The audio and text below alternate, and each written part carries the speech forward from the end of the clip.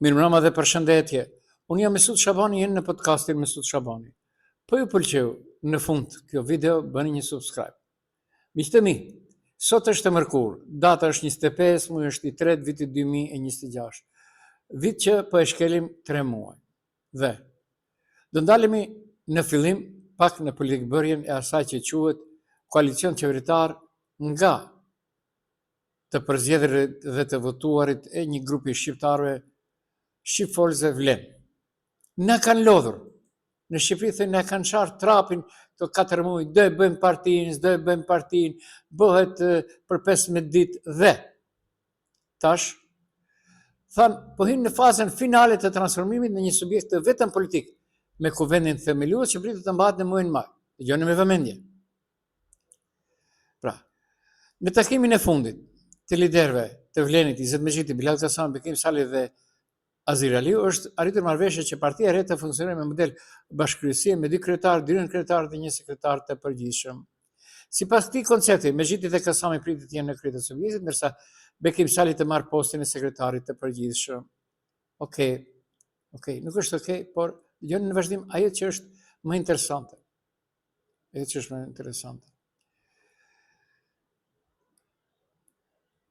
Ekskluzivisht mësohet se asnjëra nga partitë përbërëse të koalicionit Vlen, Lëvizja Besa, Lëvizja Demokratike dhe Alternativa, nuk do të shregjistrohen nga regjistri i partive politike në Maqedonin e Veriut, pavarësisht themelimit të subjektit të ri të përbashkët.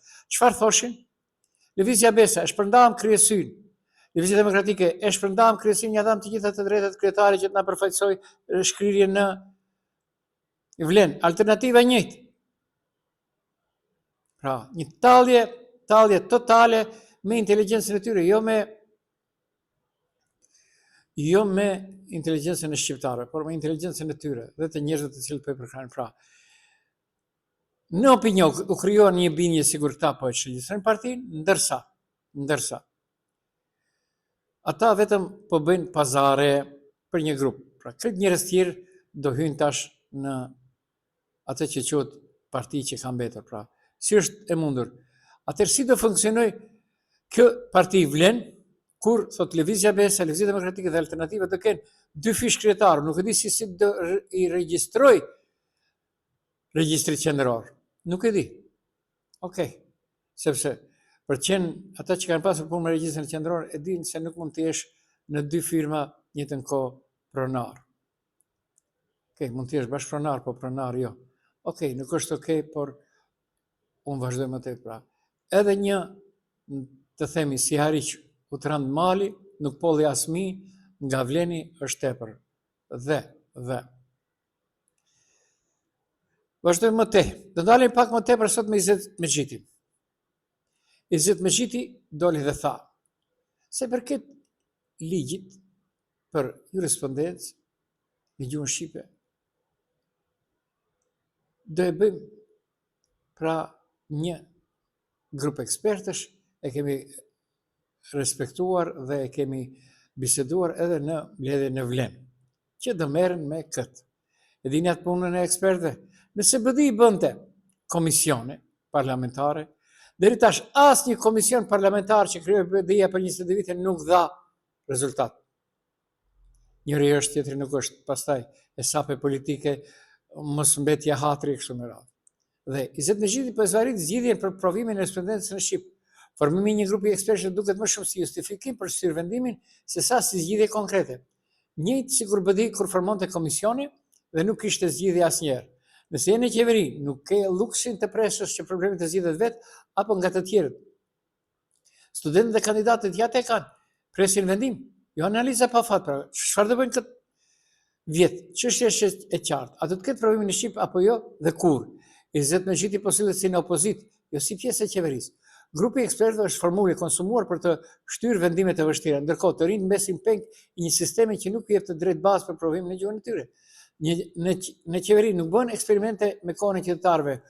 O Izet Mexhiti, merret vendim sot, jo pas disa muajsh analiza.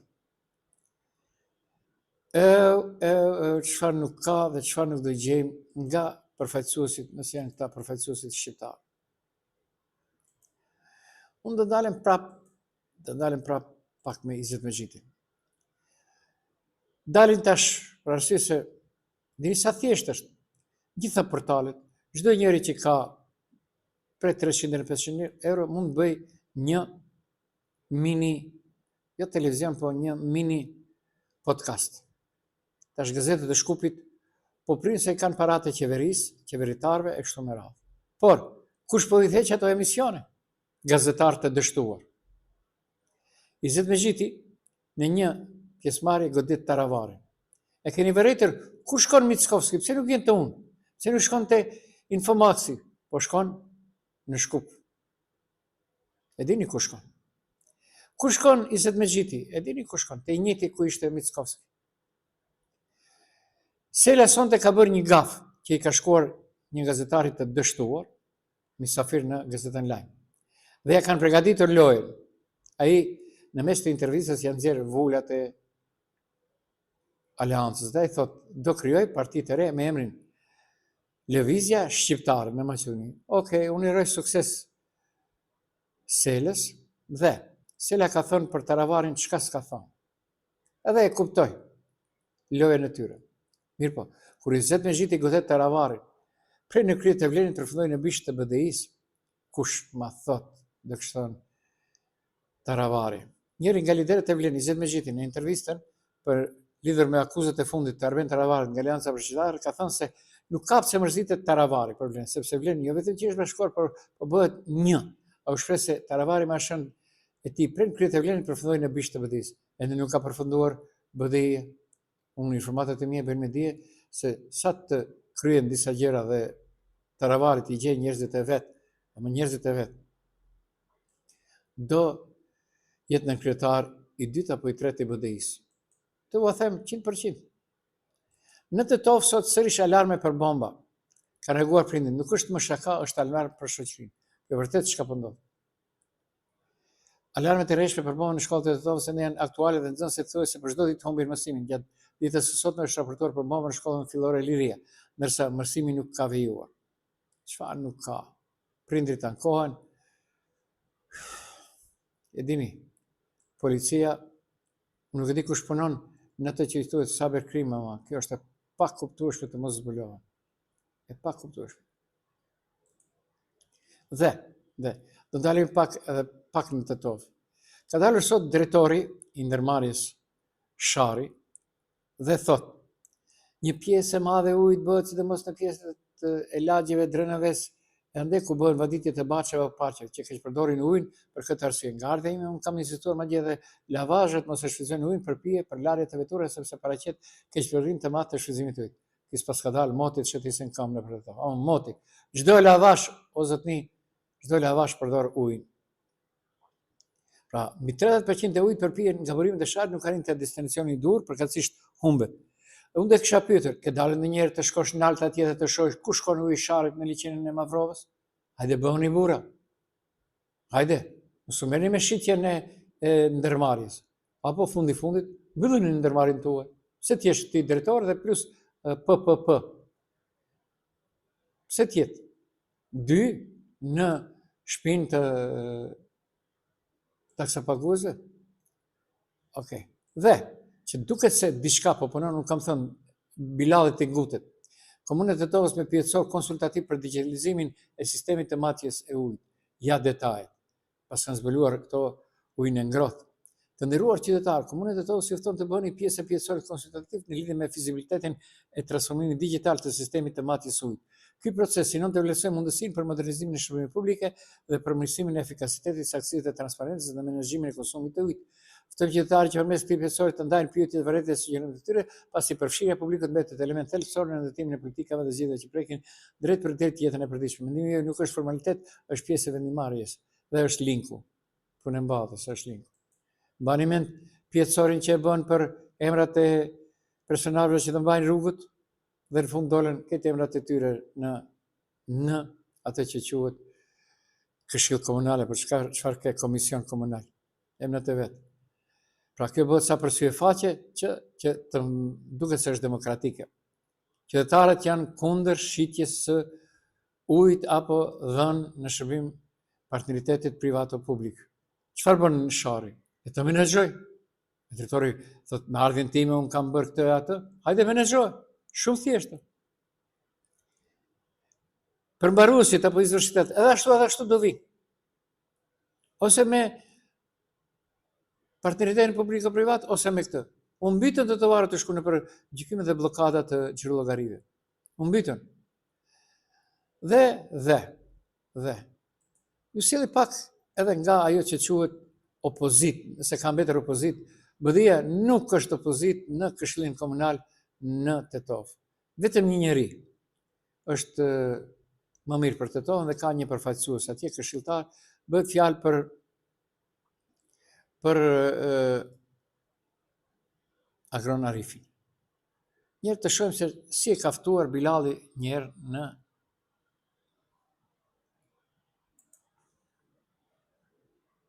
Aktiviteti politik duke qenë pjesë e koalicionit në qeverisjen.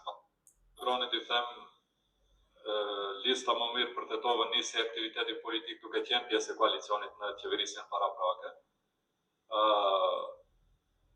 Do kisha bërë një ftesë publike që përsëri të kthehet aty ku ka qenë. Kjo është akuzë e rëndë, vërtet është akuzë e rëndë. Dhe të shohim se çfarë sot ka ndodhur apo këtyre ditëve në komunën e Tetovës, sepse po vonohen lajmet nga më mirë për Tetovën. Të gjithë për ta që instalon komuna, jam më shumë në formë, qëndrojnë shportat për mbeturina, të gjithë për ta që instalon komuna, jam më shumë në formë, qëndrojnë se sa në kam që duhet rejnë. Nëse mundet dhe njëjtat, mos e instaloni, pa kemi dhënë specifikacionin e shportave që instalojnë, edhe është vërtetuar se qëndrueshmëria e atyre gjatë këtyre 2 viteve më tepër që i kemi vendosur të re. Ulësit e dëmtuara nuk riparohen, shembull e kemi rrugën e Banjës. E kur jemi ta jo rrugë, mendoj se duhet t'i kushtoni pak më tepër vëmendje, pasi tash veçanërisht nga pramvera do fillohet të shfrytëzohet pak më tepër nga qytetarët. Çka ka ndodhur aty? Kanalizimi atmosferik ta jo rrugë është i dëmtuar nga punimet që i ka bërë BDI-ja. Ndërmjet të tjerave është pak material më i gjatë. Agroni tha, Komuna e Tetovës ka harxuar për këto pajisje urbane, mirëmbajtjes së tyre ka shpenzuar 8.000 euro. Sigur me qenë të letra, jo para. Një institut në Maqedoni, thot Instituti për Demokraci, deri tash ka zbatuar rreth 30% të reformave në rrugë drejt integrimit dhe shtrohet një çështje tjetër. A është afër nëse deri tash Maqedonia ka realizuar vetëm 30% BE-ja apo nuk është? Unë arrita në një përfundim kështu. Maqedonia ende është në provim. BE-ja nuk është afër. Nëse RMV deri tash ka zbatuar vetëm 30% reforma për BE, nëse gjithçka shkon pa bllokada politike, na pret një maraton 8 deri 15 vjet deri në BE. Ciao VMRO, ciao vlen. Në RMV, nëse vazhdohet me këtë ritëm të zbatimit të reformave, pra dëgjohet. Ja pse? 30% të reformave jemi ende në fillim. Në procesin e BE-s, pjesa më e vështirë nuk është të nisësh, por të mbyllësh kapitull. Nga 30% në 100% nuk është lineare, zakonisht pjesa e fundit është më e vështirë, sidomos drejtësia, korrupsioni, administrata. Drejtësia po ngec, thot ky institut, probleme kryesor. Kapitullin për shëndimin e ligjit janë themeli. Nëse aty ka ngecje, BE nuk të le të ecësh shpejt, pa marrë parasysh sa mirë ecën digitalizimi apo sektorët e tjerë. Dëgjova Bilal. Afati 2027 është vetëm për reforma, jo për antarësim. Edhe nëse reformat mbarojnë në 2027, pastaj vjen vlerësimi nga BE, mbyllja e kapitujve, ratifikimi nga të gjitha vendet anëtare. Slushna Mickoski. Kjo zakonisht merr disa vite shtesë. Faktori politik, realiteti brutal. Edhe nëse RMV bën gjithçka perfekt, një shtet anëtar mund të bllokojë procesin. E kemi parë me Bullgarinë. Kjo nuk varet vetëm nga reformat. Pra, përkthimi në vite realist, jo propagandë. Skenari optimist është viti 2032-2035, skenari realist 2035-2040 dhe skenari pesimist me bllokat nuk ka afat. Pra, RMV nuk është afër hyrjes, është në rrugë, dhe rruga është e gjatë sepse problemi nuk është vetëm teknik, është politik dhe institucional. Për më tepër, nëse ju intereson e keni telegrami.mk. Ju them se telegram.mk është proni imi dhe e menaxhoj unë. Bëra pak vetes reklam, por okay, nuk e paguani ju. Dhe do ndalemi pra edhe në diçka tjetër për fund. Do ndalemi në atë se sonte ka reaguar shoqata pak më gjatë. Ndalemi lidhur me qëndrimin pa përshtatshëm tek gazetarit ka reaguar. Agjencia për shërbime mediale audio dhe audiovizuale, lidhur me reagimin e gazetarit Nevri Ademi ndaj ministres së arsimit dhe shkencës Vesna Janevska në Tetov, ka qenë qëndrimi pa përshtatshëm. Ata thonë, komunikimi midis gazetarëve dhe barzave të funksionarëve publik duhet të jetë korrekt, dinjitos dhe i bazuar në respektin dhe sjelljen, në një shkallë të lartë profesionalizmit dhe përgjegjësie. Ja, unë çka arrita të kuptoj. Për shkak se Maqedonia po kthehet dhe vërejtjet më të mëdha që ka marrë këtyre ditëve është mu për shkak të kësaj, pra lirisë së mediave. Pra Agjencia për Shërbime Mediale, Audio dhe Audiovizuale këmbron gazetarët apo pushtetin kësaj radhe për fat të keq është Nevri Ademi, i cili nuk bëri asgjë, vetëm kërkoi nga Janevska, ministre e Mashit, që këtë përkthyes, sepse lexuesit, dëgjuesit dhe shikuesit i ka shqiptar, 80% të tyre nuk e njohin mirë gjuhën maqedonase. Ashtu siç bën përkthimet direkt vetë kryetari i komunës së Tetovës, Bilal Kasami. Pra deklarata e Agjencisë për Shërbime Mediale, Audio dhe Audiovizuale pas incidentit mes gazetarit Nevri Ademi dhe ministres Vesna Janevska ngri një pyetje të thjeshtë: apo mbron standardet apo po mbron rahatinë e pushtetit? Askush nuk e konteston që gazetaria duhet të jetë profesionale, korrekte dhe pa fyri. Kjo është bazë, por problemi lind kur këto standarde përdoren si filtr për të zbutur pyetje dhe për të disiplinuar gazetarët që bëjnë pyetje të pakëndshme. Pse nuk reagon Agjencia për Shërbime Mediale ndaj Infomaxit? Çfarë nuk i thon ata Mickoskit? Sepse le ta themi trosh, pushteti nuk ka nevojë për pyetje të sjellshme, ka nevojë për pyetje të vështira dhe shpesh këto pyetje nuk tingëllojnë rehat për pushtetarët. Agjencia thot pyetje të mos krijojnë tension. Por çfarë është gazetaria pa tension? Nëse nuk ka presion mbi zyrtarët publik, atëherë kemi PR, jo gazetari. Demonstrasin fare. Unë them, këtu është thelbi, nëse gazetari ka fyr, kritikoje konkretisht. Nëse gazetari ka bërë pyetje të forta, mbroje. Deklarata e agjencisë nuk bën këtë dallim qartë, dhe pikërisht kjo e bën problematike, sepse në praktik një deklaratë e tillë lexohet si mesazh: bëni kujdes si pyesni pushtetin. Slushafte, morët vesh se Bilali dhe Mickoski u atërhekin veshin. E dini çfarë pas saj vjen? Janevska lirisht mund të padis Nevri Ademin në gjykatë. Thot, Agjencia për Shërbime Mediale thot se ai s'ka pas të drejtë.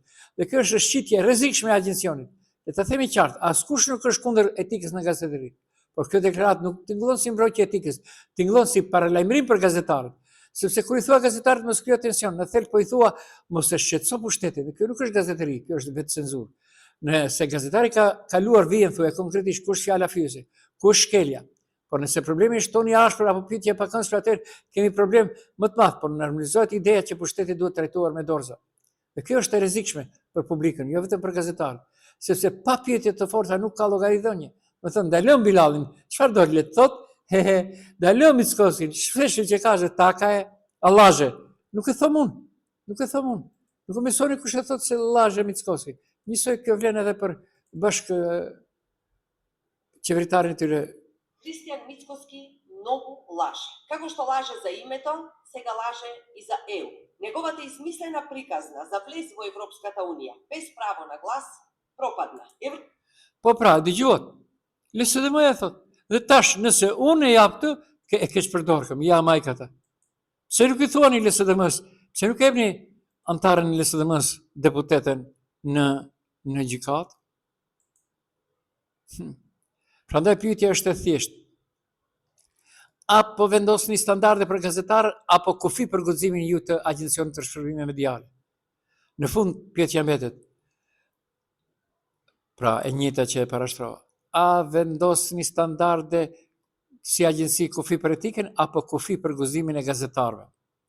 Asgjë shumë e thjeshtë. Inshallah, nuk ngren padi kundër Nevri, sepse me këtë që e bëni ASHMA, pra AVM, apo dikur quhej Këshilli Radiodifuziv, vaj halli Nevri angazho advokat të fortë, sepse e bëjnë, politikanët e bëjnë kur janë të zënë ngushtë. Po së shish tash kur kanë bëjnë edhe me gjuhën shqipe. Kush? Shqiptarët do ne thojnë. Kështu është një reagim i një politikan i Maqedonisë. Okej, nuk është okej, por unë e them pra, për fund edhe njerë, mos mërzitni, ja? Bëhet mirë, ka thënë Nasradini, bëhet mirë. Ishit në podcastin Mesut Shabani, unë jam Mesut Shabani, nëse ju ka pëlqyer, bëni një subscribe. Dëgjojmë nesër mbrëmë.